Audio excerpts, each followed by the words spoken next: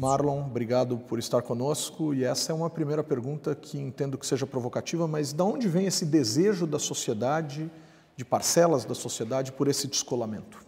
Em primeiro lugar, eu creio que esse desejo ele vem da evolução de uma sociedade que começou a se desligar de alguns padrões que sempre nos marcaram. Nós tivemos muita dificuldade, falo nós, sociedade brasileira, historicamente, tivemos muita dificuldade de nos desligar da ideia do coronelismo. Até hoje, na verdade, esse processo de rompimento do cordão umbilical não está concluído. Mas a nossa tradição política nos fez ver sempre a política como algo absolutamente parcial. Era aquele ao qual nós estávamos ligados, que antes era o coronel. Depois passou a ser o nosso partido político, PSD, UDN, gerando afiliações até emocionais. E com o passar do tempo, com a evolução, isso foi se tornando mais e mais complexo, até que surgiu uma nova leva de brasileiros que começou a perceber que isso não bastava. Era preciso começar a pensar o sistema. Como é que funcionam as eleições? Então não basta mais eu me posicionar eleitoralmente como parte, a favor desse ou daquele campo, mas que eu posso abstrair todo esse processo e, a partir de uma perspectiva de fora, tentar compreender o que acontece para que A ou B vençam. E aí identificar as falhas ocorridas no processo eleitoral e buscar encontrar maneiras de corrigir falhas sistêmicas, abstratas. Isso não é à toa que isso acontece já na chegada do século XXI. Começa a acontecer com a lei contra a compra de votos e se aprofunda com vários outros movimentos. Mas há uma forte tendência da sociedade brasileira de buscar soluções sistêmicas para problemas que são igualmente sistêmicos, que são problemas que nós observamos nas nossas eleições. Em que medida as leis de iniciativa popular podem ser consideradas e entendidas como instrumentos pedagógicos? Eu conheci o Francisco Whittaker, que era, então, secretário executivo da Comissão Brasileira de Justiça e Paz, no final da década de 90. Ele me dizia o seguinte, que quando a Igreja Católica patrocinou a primeira lei de iniciativa popular conquistada, que foi justamente a Lei 9.840, a Lei 9840, eles não tinham sequer a certeza, e nem era esse o principal objetivo, de fazer uma nova lei realmente. Eu perguntei a ele, então, qual era o objetivo? O objetivo é mobilizar as pessoas, despertar, levar isso ao debate. É certo que alguém compre votos para vencer? Então, eles não imaginavam sequer que conseguiriam aprovar uma lei que depois teve um impacto tão impressionante sobre o direito eleitoral brasileiro. O objetivo era, antes de tudo, educacional, antes de ser um objetivo de mudar a lei. O mesmo depoimento eu posso dar sobre a lei da ficha limpa. Nós queríamos traduzir para a sociedade, ou convocar a sociedade a debater esse tema da importância da análise da vida pregressa dos candidatos.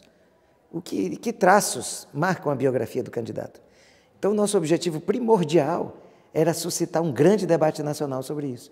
E nós utilizamos a ambiência da iniciativa popular de projeto de lei para levar esse debate. Então, a educação vem antes. A educação vem antes. Fazer crer para que aí efetivamente funcione a democracia. Quer dizer, as pessoas passariam a acreditar nesse instrumento e, a partir disso, protagonizariam e compreenderiam o verdadeiro sentido da democracia em suas vidas, vendo isso avançar. Seria algo mais ou menos nesse sentido. Exatamente. Há algumas pautas que são extremamente majoritárias na sociedade.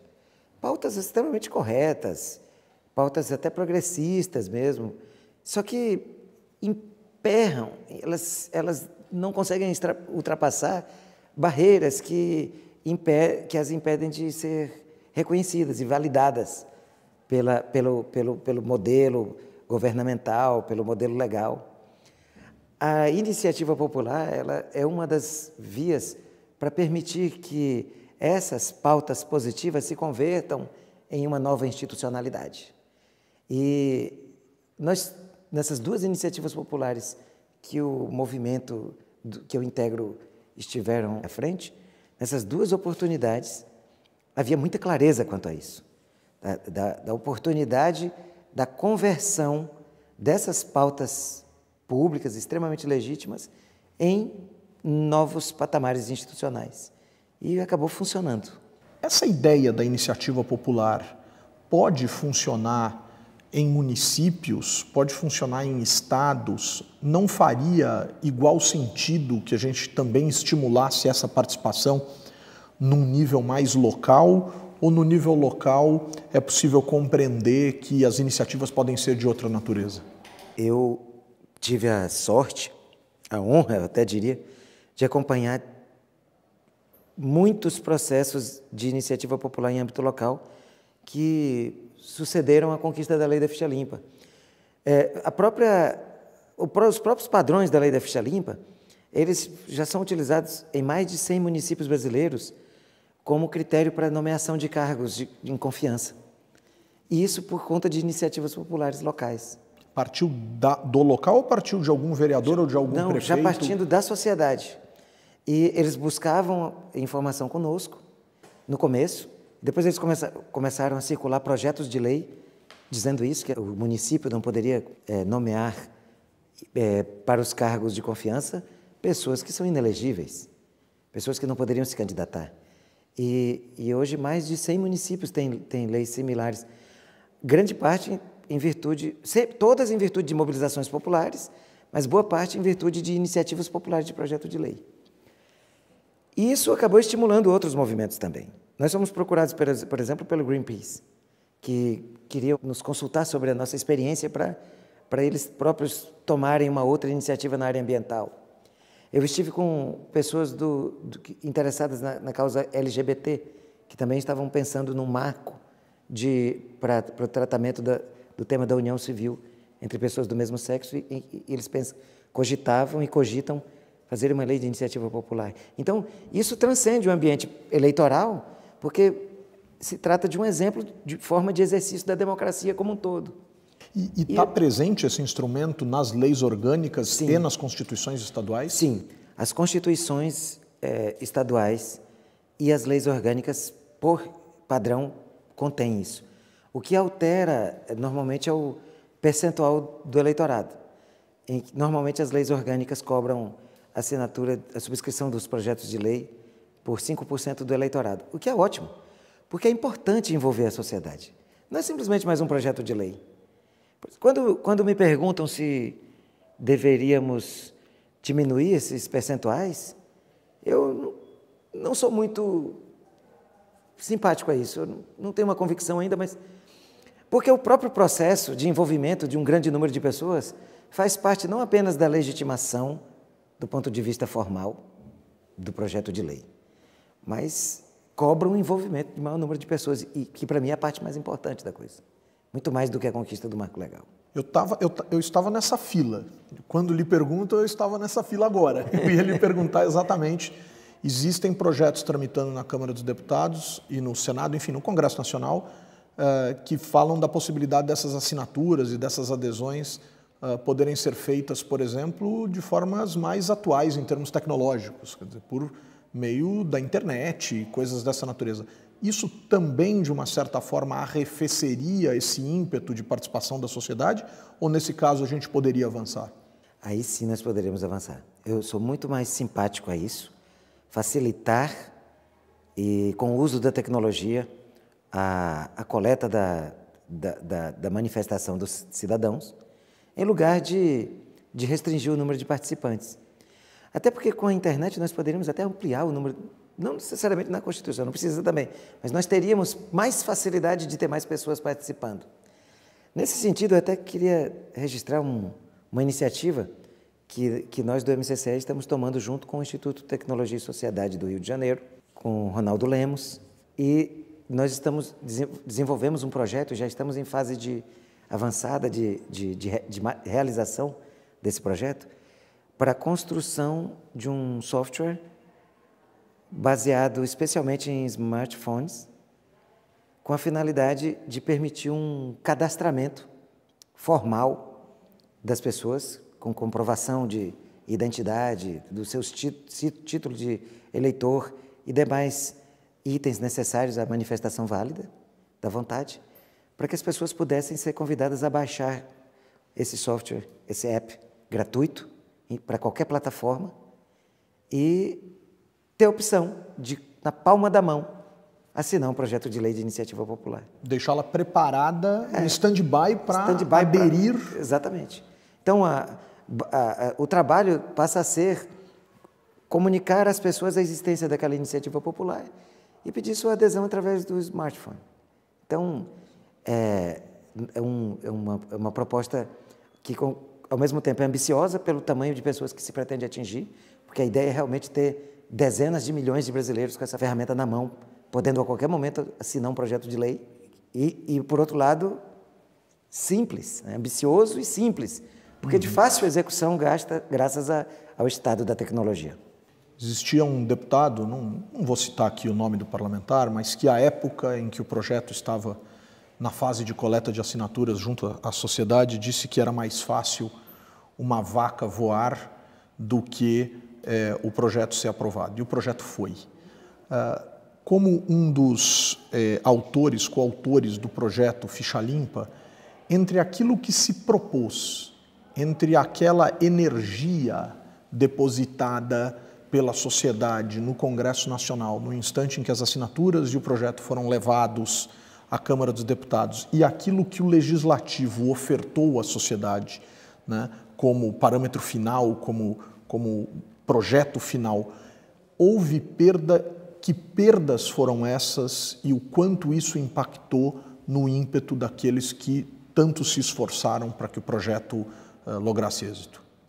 Olha, eu diria que algumas mudanças foram até pensadas por nós previamente.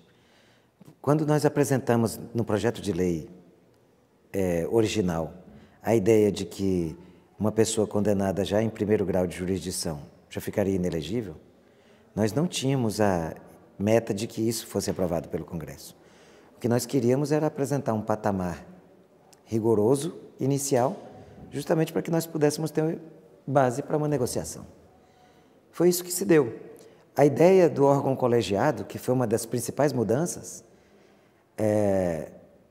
ela já era previamente conhecida e aceita por nós. E nós utilizamos, inclusive, na hora certa, como patamar para a construção de uma barganha, no bom sentido, com o Congresso Nacional. Porque não se faz debate parlamentar sem negociação. É para isso que está o Congresso. Outras negociações tivemos que fazer. Por exemplo, essa relacionada à exigência de dolo, especialmente no que toca aos que foram condenados por improbidade administrativa. Mas nós aceitamos. Isso foi colocado, na época, como uma condição sine qua non para a continuidade da apreciação do projeto de lei. E nós fizemos uma análise de que se deveríamos ou não aceitar e concluímos que sim. Por quê? Nós tínhamos e temos muitos juristas de grande experiência junto ao movimento e nós procuramos avaliar com eles como seria que o judiciário interpretaria esse tema do dolo. E nós concluímos que nós tínhamos grande chance. E nós acertamos, porque a exigência que se faz hoje na jurisprudência do TSE é mínima em relação a isso. Só para ter uma ideia, os julgados mais recentes afirmam que esse dolo não é um dolo específico, não é preciso ficar provando o que ele especificamente pretendia fazer com a partir daquela conduta. Mas é o dolo genérico que fica revelado pelo não cumprimento da lei por alguém que tem o dever legal, tem a vontade legal, porque a vontade do administrador é definida por marcos legais, não é a vontade subjetiva. Né? O dolo, nesse caso, tem que ser redimensionado a partir daquilo que se está tratando, do direito administrativo e não do direito individual do agente. O TSE leu isso muito bem e praticamente afastou esse tema. Acertamos ao ceder em relação a isso. Outro aspecto em que nós negociamos, aí eu diria negociamos entre aspas, era algo que nós nem precisaríamos ter cedido, que era a permissão de que fosse concedida uma medida liminar para que alguém que se considerasse injustamente preterido pudesse buscar no judiciário uma autorização para provisoriamente participar do processo eleitoral. Mesmo que isso não estivesse na lei, existiria, porque faz parte do sistema.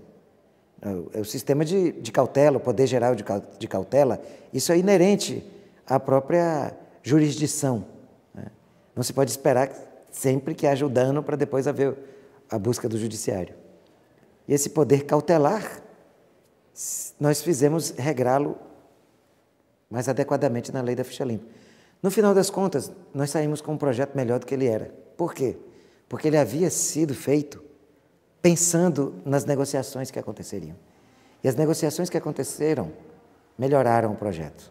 Esse aumento da responsabilidade da justiça, o senhor como ex-juiz e, à época, inclusive, da coleta de assinaturas, como magistrado, entende que a justiça estava e está preparada para esse protagonismo e aonde a justiça pôde melhorar e ainda pode ser aprimorada no que diz respeito a essa responsabilidade adicional que foi lhe ofertada pelo projeto? O processo de construção da ideia de que a justiça, de que os juízes deveriam ter um papel mais forte nas eleições, ele é um processo histórico, secular no Brasil. É ele que vai fazer com que, por exemplo, logo depois da Revolução de 30, e já no discurso de posse, Getúlio Vargas anuncie que irá instituir uma justiça eleitoral para retirar as eleições das mãos dos caciques, que era quem comandavam, os coronéis comandavam as eleições. E não é à toa que a justiça eleitoral nasce 2 anos depois, em 32, por mãos de Vargas, para que fosse cumprido o papel de quê? De contar votos, que era o papel que as juntas cumpriam muito mal antes, falsificando e fazendo as eleições a bico de pena. A justiça eleitoral nasceu para contar votos. No final da década de 90, a sociedade começou a dizer o seguinte: não basta. Nós queremos que vocês digam se as pessoas, antes de emitir os votos, não estão sendo pressionadas, extorquidas, ameaçadas ou então subornadas para votar. Isso é um assunto que a Justiça Eleitoral deve cuidar também. E, embora isso não seja muito claro, a Constituição é extremamente econômica nas atribuições, ao dar à Justiça Eleitoral atribuições no campo dessa jurisdição, é mais no campo da administração que ela opera. Embora haja essa economia na Constituição sobre a Justiça Eleitoral enquanto organismo de jurisdição, a sociedade vai, ela dizendo que quer que a Justiça Eleitoral cumpra esse papel. Faz isso através de 2 iniciativas populares. A Lei 9.840, para que a Justiça Eleitoral passe a dizer que as pessoas que compraram votos devem ser afastadas do pleito, e depois a Lei da Ficha Limpa. Então, isso não foi algo invocado pela Justiça Eleitoral. A Justiça Eleitoral não planejou isso, nem pretendeu isso para si. Isso veio de segmentos sociais mobilizados que resolveram eleger um ator institucional para operar como árbitro do processo. Que outro ator institucional poderia ser que não a Justiça e, particularmente, a Justiça Eleitoral? Então, se retira, termina assim um ciclo que começa com os coronéis fazendo as próprias eleições e termina, mas a democracia nunca termina, né? Chega ao nosso tempo com a sociedade dizendo: nós não queremos o oposto disso, queremos uma instituição republicana cuidando das eleições e dizendo se elas estão sendo feitas da maneira correta.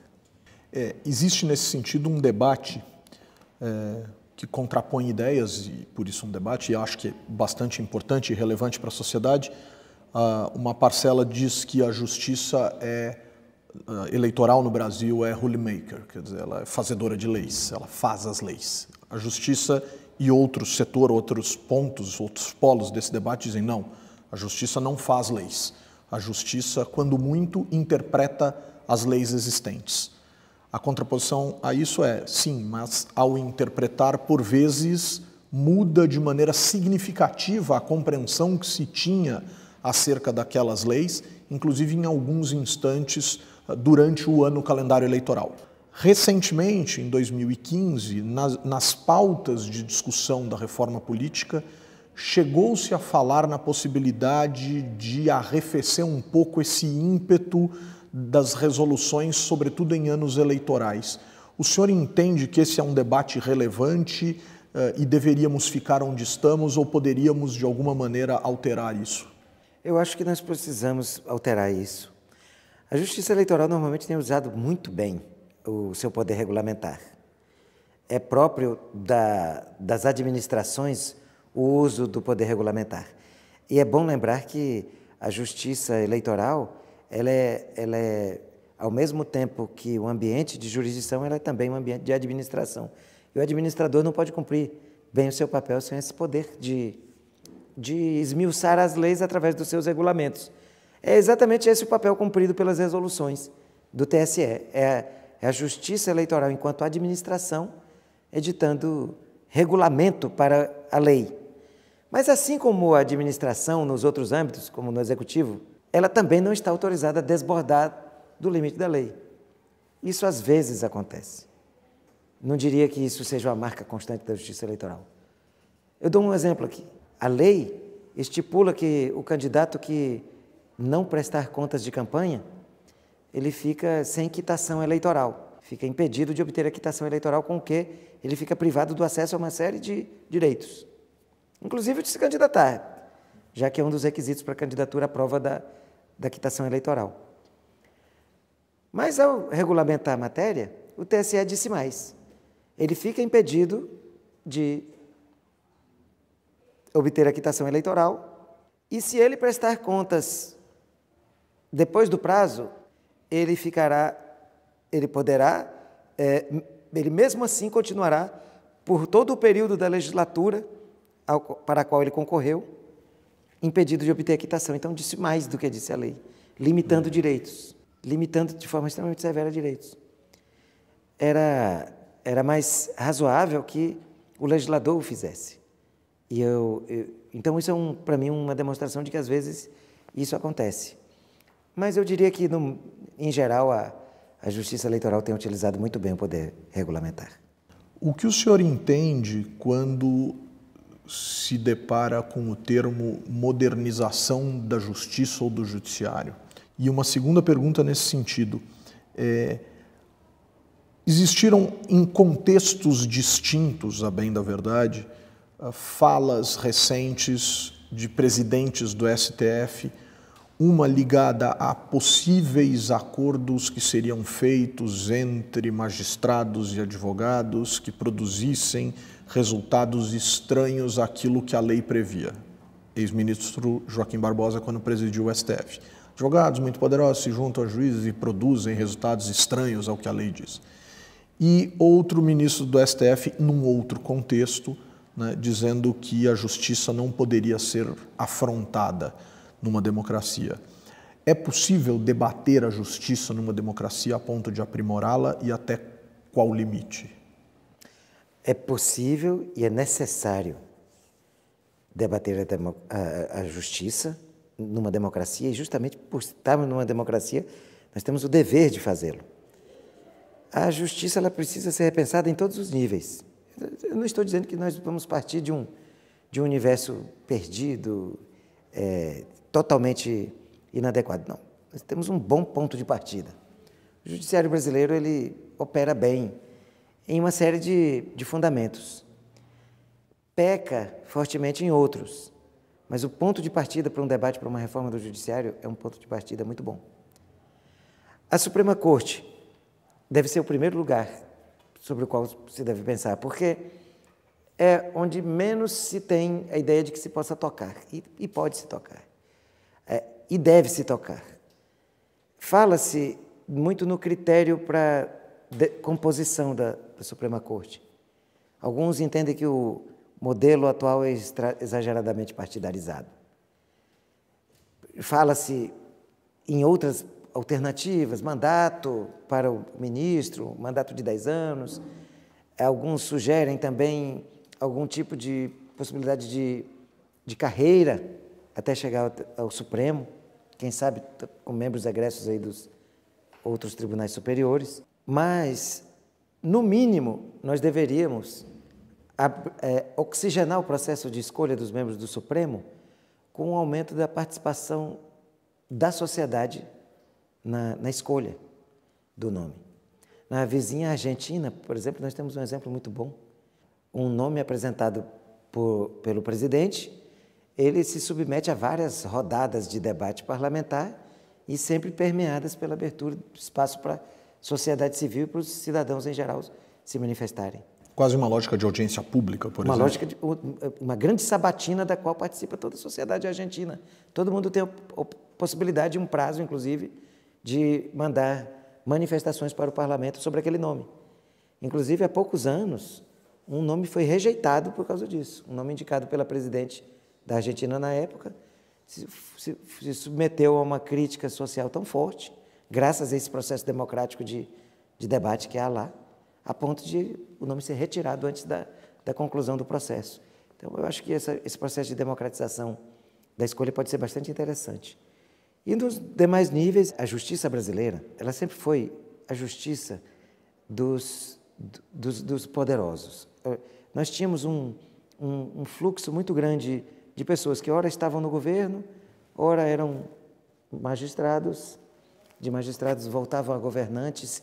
Isso sempre foi uma característica da nossa infância da justiça. E famílias também, não? E famílias. Tudo isso sempre teve presente dentro de uma matriz colonial muito próxima do que marcava os outros campos das instituições públicas brasileiras. Quando falamos em modernização, essa mesma palavra pode revelar muitas expectativas. Para o empresário, a modernização da justiça pode representar a solução mais rápida de litígios entre empresas, por exemplo. Na visão do consumidor, a modernização da justiça significa que ela responda mais rapidamente aos danos que foram causados pelas empresas. Então, de qualquer ponto de vista que nós olhemos, nós teremos modernizações possíveis. E eu acredito que a melhor forma de encarar a modernização é justamente juntar todas essas expectativas e tentar colocá-las numa grande mesa e ver quais são as frustrações de todos os segmentos. Mas a diferença é que nós temos que ver de todos os segmentos, não só da elite, não só de segmentos mais que seriam mais próximos da representação do que antes foram os nossos patronos, mas de todos, de consumidores, de trabalhadores, ambientalistas, de todas as visões. E quais são as queixas? Do que vocês se ressentem? Eu sou muito ligado aos movimentos sociais, até por conta do universo em que eu emergi. E por isso eu converso com muitos segmentos da sociedade. Todos têm queixas. E eu acho que todas as queixas são plausíveis, não no sentido de que devam ser simplesmente acolhidas, mas todas essas queixas merecem ser debatidas. Democratizar é modernizar. Modernizar é democratizar. Perfeito. Exato. Perfeito. Modernizar é democratizar. É parar de achar que o judiciário é uma força em si mesma, porque ele não é. Ele só tem sentido visto dentro de uma perspectiva democrática e sujeito a todos os princípios que são inerentes à democracia, como a república, a dignidade da pessoa humana, o próprio princípio democrático. Tudo isso marca a gestão, deve marcar a gestão do Poder Judiciário. Por isso que eu acho que essa modernização é realmente a democratização, significa todos os segmentos poderem falar e serem ouvidos efetivamente num processo de reinvenção do judiciário brasileiro. Advogado, doutor em Sociologia Jurídica e Instituições Políticas pela Universidade de Saragossa, especialista em Direito Eleitoral. Brasil conversou com Marlon Reis. Marlon, muitíssimo obrigado por essa conversa. Eu que agradeço, foi um prazer. Obrigado.